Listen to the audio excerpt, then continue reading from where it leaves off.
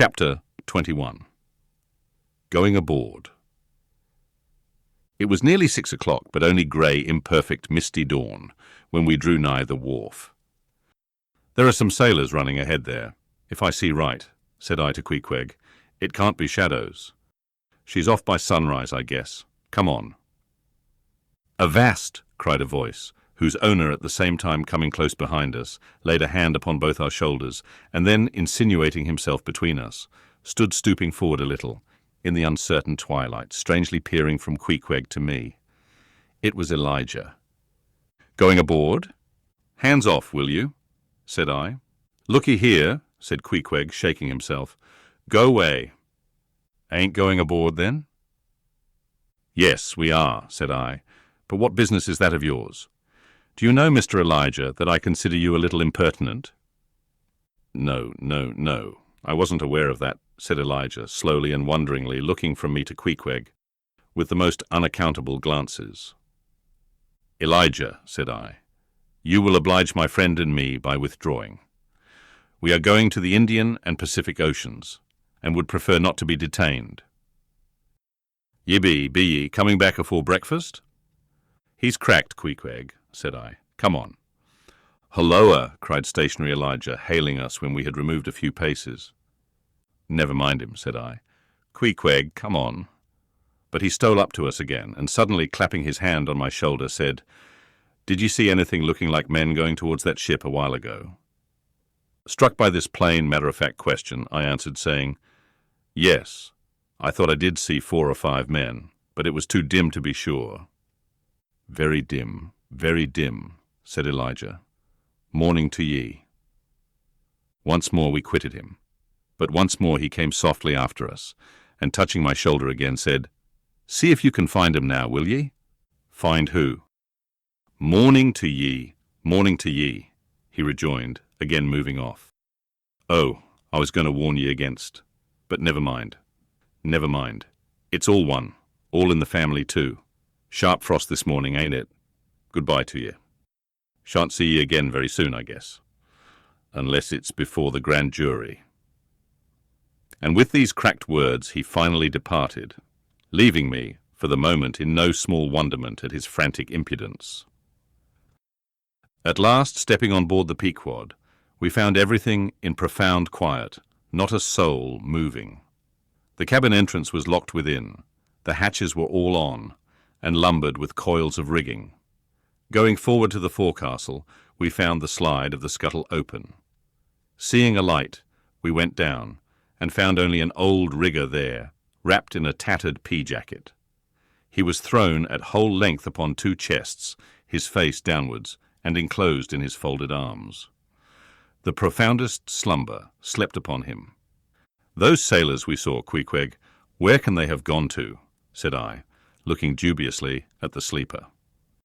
But it seemed that, when on the wharf, Queequeg had not at all noticed what I now alluded to. Hence I would have thought myself to have been optically deceived in that matter, were it not for Elijah's otherwise inexplicable question.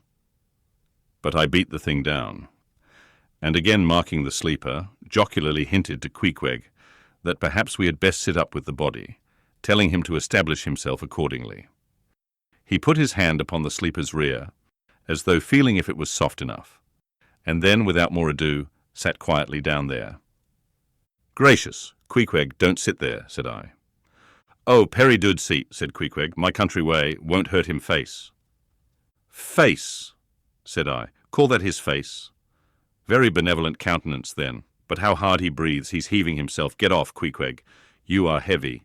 It's grinding the face of the poor. Get off, Queequeg. Look, he'll twitch you off soon.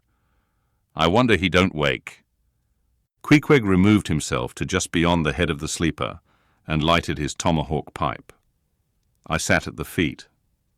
We kept the pipe passing over the sleeper, from one to the other. Meanwhile, upon questioning him in his broken fashion, Queequeg gave me to understand that, in his land, owing to the absence of settees and sofas of all sorts, the king, chiefs, and great people generally were in the custom of fattening some of the lower orders for ottomans. And to furnish a house comfortably in that respect, you had only to buy up 8 or 10 lazy fellows, and lay them round in the piers and alcoves. Besides, it was very convenient on an excursion, much better than those garden chairs which are convertible into walking sticks.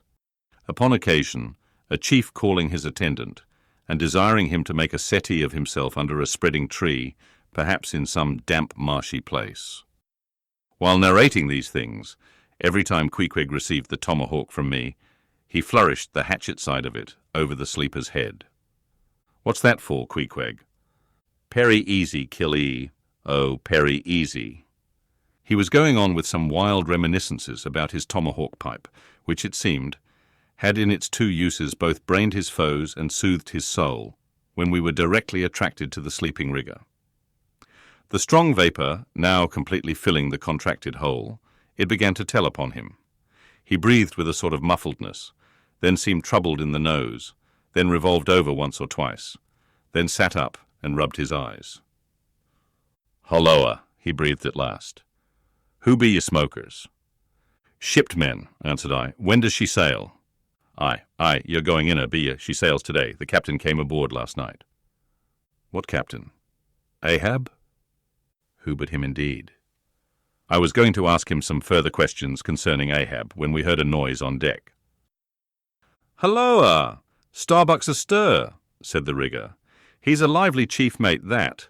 Good man, and a pious, but all alive now, I must turn to." And so saying, he went on deck, and we followed. It was now clear sunrise. Soon the crew came on board in twos and threes. The riggers bestirred themselves.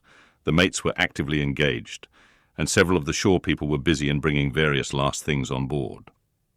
Meanwhile, Captain Ahab remained invisibly enshrined within his cabin.